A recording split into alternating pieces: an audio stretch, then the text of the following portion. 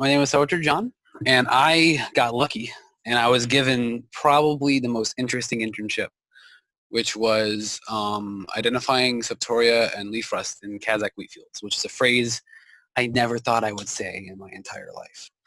However, it was part of a U.S. Embassy grant from the consulate in Kazakhstan and uh, American Consuls for International Education, and I just want to briefly say that the fact that I got the opportunity to work on that is extraordinary. I am very lucky to have the opportunity, and I think that I learned a lot from this, like whole experience as a whole. But let's begin. Now I'm going to be a business major for 5 seconds and ruin everything. But I got bored one day, and I'm like, where does Kazakhstan export wheat to? And ignoring the fact that they're the 6th largest exporter of wheat in the world, they're primarily exporting to their neighbors, Uzbekistan and Tajikistan, and Kazakhstan, along with Europe. And whoever's in the background is going to be like, oh, why is he looking at economic data? This is a mapping class, not a business course. The reason I'm looking is because when we get to the part of looking at septoria and looking at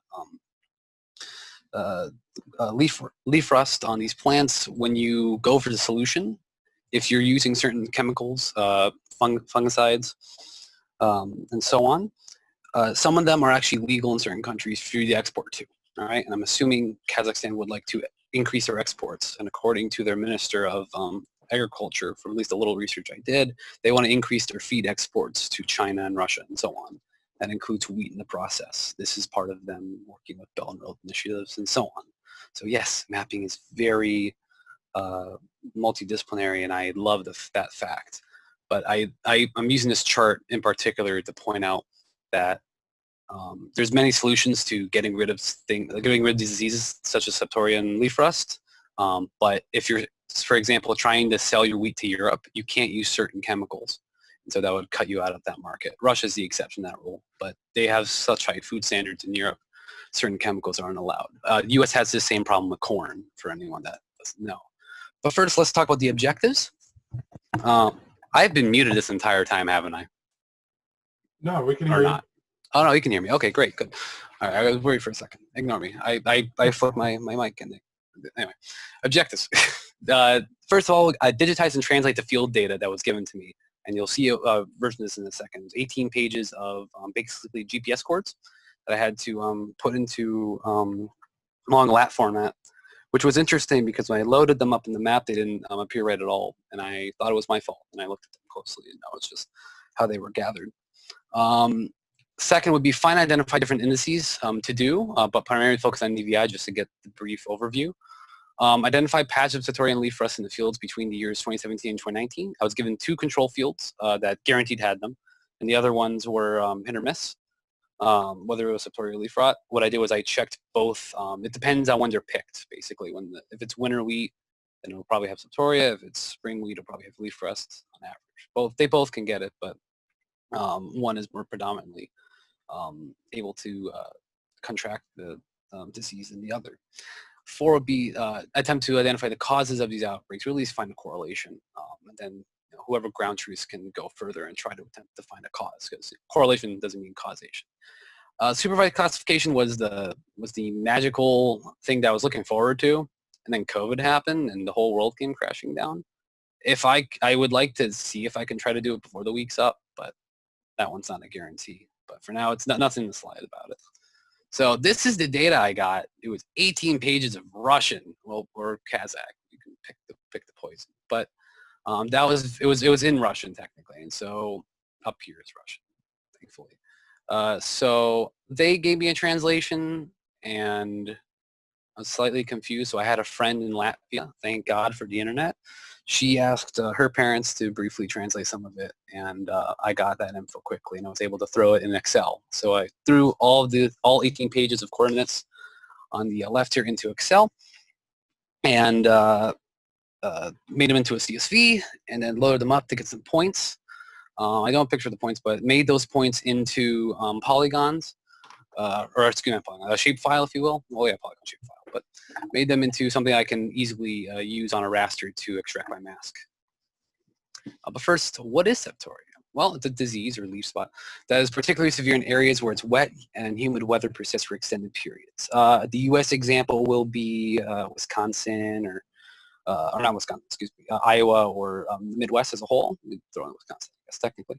But Ohio is a good example of this, where it's basically flat, there's a lot of rain, there's a lot of wind, and this is what spreads septoria. It comes from a fungus that pretty much spreads from droplets of rainwater getting blown onto other leaflets. We actually had a peach tree in our yard when I was younger that had a similar disease, I found out while discussing this with family members. But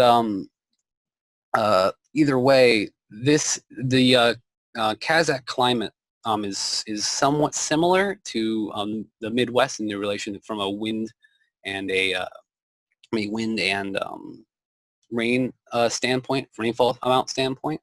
So if I make a bunch of comparisons, this is why I'm making them. So leaf rust is super similar. It's again a leaf spot. That's the same thing. It's the same thing basically. Wrong definition, but it's give or take. It's the same, but it's spread differently. Which is it's spread while it's spread through the rainwater, the rain and the wind issue. It spreads a lot quicker and it's a lot more devastating. It can hurt up to 90% of the plant and cause it to be completely unusable. Whereas it harms the leaf and it can harm the plant, but you can salvage, to put it in business terms, you can salvage the product. In this case, you can't salvage it at all. It's very, very difficult.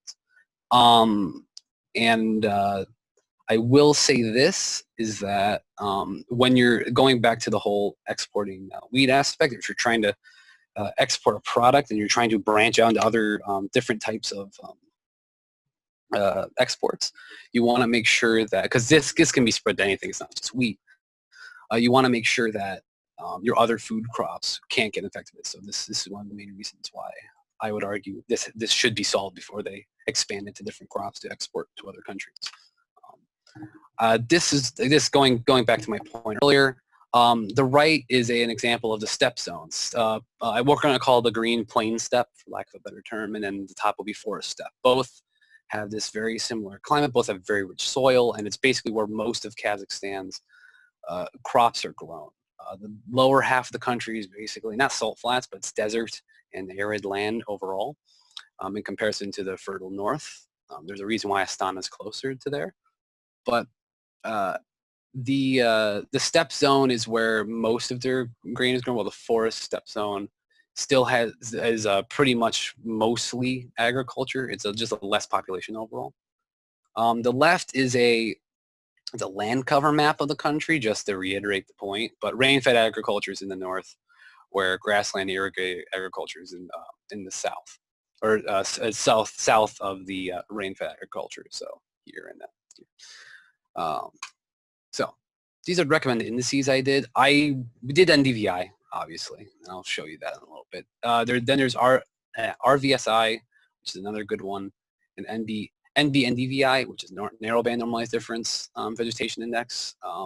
Some of these can be done in ARC, some of them can't. They have to be done in QGIS using some software. I had a ton of issues with it when I tried to do it from home. And so I kind of just said, let's just try NDVI and we can figure the rest out later and give recommendations. Another issue was that some indices need certain software. So ENVI would be one, which is by Harris. And we don't have access to that, I don't think. So, but when I was looking at studies, these are the most common indices that I found that you could use. And once you have the ENVI software, they're all with a click of a button and Landsat data, or using satellite data. Here is an example of fields from 2017 and 2019. Left is Landsat, right is Sentinel, 30 meter resolution. If you see a very dark red field, such as the middle one in the Landsat, or the top left one, or semi-top left, or the left one on the Sentinel data, which is the right one here, these are fallow, so don't count them. But some of these are actually full of septoria, such as this in here, or this one, for example. They're chock full of septoria. just due to, and I was trying to figure out why, and I thought to myself it could be elevation, but I wasn't sure at the time. And these were made a little while ago, it wasn't recently. So I kind of let it go, and I mulled it over, and I asked some friends what they thought. I had a friend from Kendall who used to have a farm in the back, and he said the farmer there had a similar issue, and it was due to lack of drainage in that farm that year. For context, Kendall's very windy and very rainy for Western New York, and it's flat. We'll call it mini Ohio for lack of a better term. Going to the control fields, NDVI of field 6 was our rust field, and then field 47 is Septoria. There's a little more red in the Septoria field because some of this is fallow, just in general. The left side is where stuff's actually planted, relatively speaking. And then you're going to see little bits of Septoria to that left side right here. This is Septoria, for example. This is Septoria, for example. Well, here, this is rust.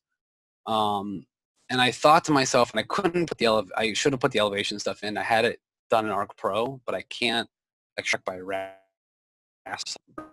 or Arc Pro for a reason. I don't know why. But so we lost you for a second. Could you repeat what you just said? I wanted to put the elevation data in here. I'll explain it, but when I tried to extract it through Arc Pro, it gave me a thing saying I didn't have the license for it. So I'm just going to discuss the elevation data for really quick because I couldn't grab the contour lines when I was trying to make these really quick. But these, either way, the fields around them, the fields around these, the main field that we're studying, they're all higher, relatively speaking. You're doing is probably drain into these areas and causing this, causing more moisture in the area than usual. And between the wind and rain, that's what's causing that quick spread of the disease. Sometimes it's a more simple answer. That's just a guess, but most of the fields that I saw that had it, even the ones in 2018 that was given, most of the fields that were ones that were just a little bit more low-lying than the others, or they were on the pathway to a stream, basically.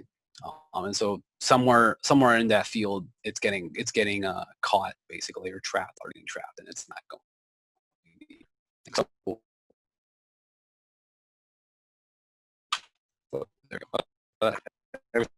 So we lost you again for a couple seconds.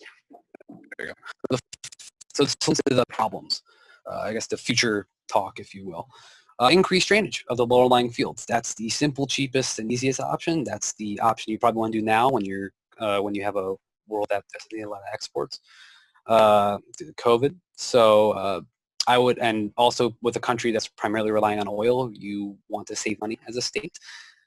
So I would say that's the easiest and cheapest option that you can do without sacrificing and having a lot of risk. The second one would be use chemicals to prevent the spread, fungicides and such. That would be the most likely alternative, most likely cure to the issue. And I threw in genetically modified seeds only because they're not primarily exporting to Europe. Because if you were exporting to Europe, you couldn't do that and use that as an option because Europeans won't accept the product, at least European countries. But Italy's about 8% of their exports overall, and then Russia's pretty much 3%. The rest are minuscule in comparison to their Asian, other countries in Asia that they're exporting to. So I would argue that genetically modified seeds, if affordable for the farmers and planters, then it would be rightfully so. The reason why I'm also recommending better farming equipment is because while talking to Agro, I had an issue where some of the Landsat data I was getting, it was like a little bit, I was getting too many fallow fields basically because they were mostly farmed. And so she reminded me, or told me I should say, that it takes them a while to farm the fields, so they're doing it in spurts basically in comparison to kind of locally or the United States domestically where we kind of just farm it really fairly quickly relative to how long the Kazakhs take to farm it, and that's just due to technological differences. And what that can do if you improve the farming or invest in farming equipment is that it could allow you to better spread chemicals and better spread fungicides and so on, and manage just generally manage the crops better, just from a general perspective. It's a quality over quantity issue, basically. This is something that's just generally common with, when I was doing a little bit of research, it was apparently common with just Eastern European, right, and steppe fields, basically, that they have a high risk of septoria and leaf rust, and it's primarily due to this lack of drainage that in these fields for some reason. And when I dug a little deeper, I went farther back because I'm a history nerd. So I went a little farther back and I wondered what the Soviets did to stop it. And what they did was yep. Sorry, can I interrupt you a second? I just wanted. Yes. You have me totally fascinated, and I just realized that you've gone 15 minutes. Oh shoot. Okay. But I'm happy to. You are our last speaker, so I'm happy to have you go on and continue. But I realize that we're beyond. I can ask here. I can just ask for questions. I'm just going. Well, we're on 8 o'clock, but if you have some conclusions you want to share with us, you may want to skip ahead a little bit, and then those who want to stick around, we can hear more detail. That's the conclusion, pretty much. I just wanted to thank everyone, then. All the professors, Cole, Little, Professor Cole, Professor Little, Professor Howard. Thank you a ton. The Agro-Technical University and Agul, as well, even though they're not here, but along with her assistant, whose name I will not say because I tried to pronounce it and I failed. So, so the U.S. Embassy and so on. But any questions? Was that your last slide that we just saw? That was the last slide, yeah. Oh, okay. That was finishing up. Yep. Okay. But well, I just any questions? Well, I want to open up for questions, but I just can't help but comment that, and how amazed I am on how resourceful you are and how you dig in almost any area of possible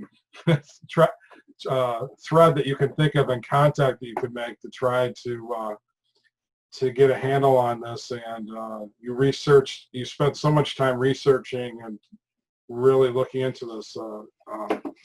And the other comment I'll have is that I know we were meeting the other day. I didn't realize you were having trouble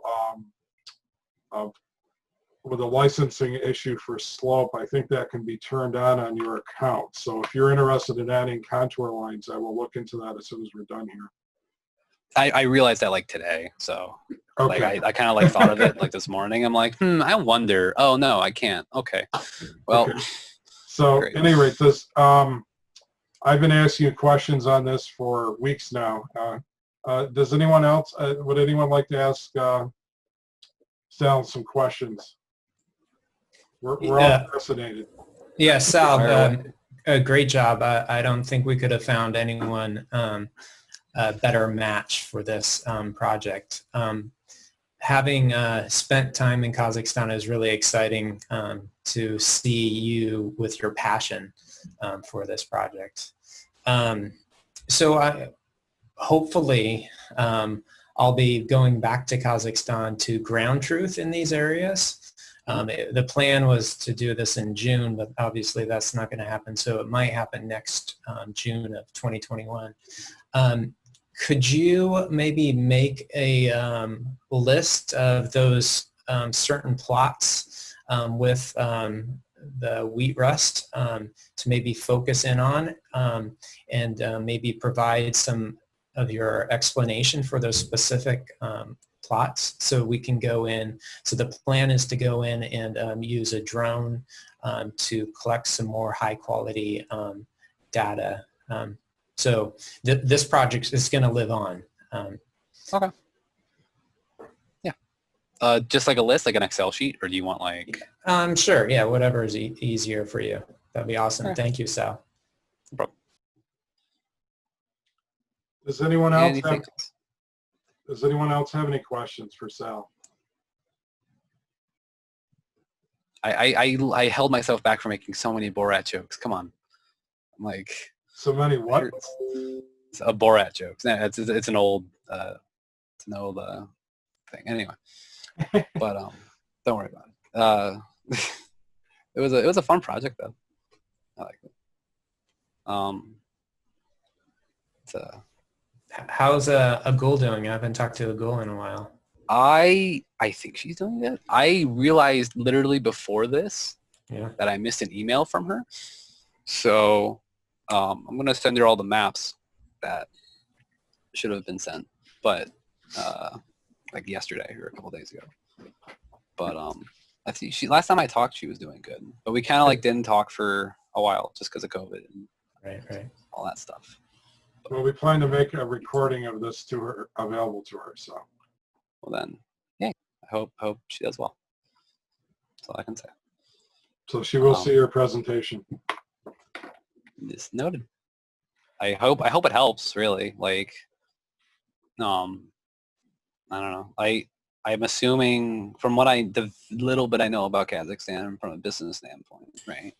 They're mostly a oil exporting type of economy. It's like their thing.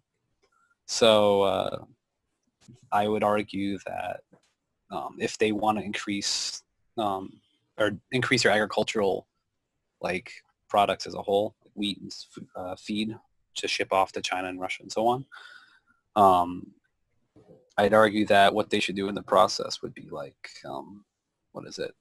doing higher end agricultural. So Morocco did this, Mexico did it like 10 years ago, where you don't just ship off your goods, you add out the products that you have, but take advantage of the fact that the labor is cheaper. I don't know Kazakhstan that well, so I don't know. That's a whole different. But yeah, I don't think.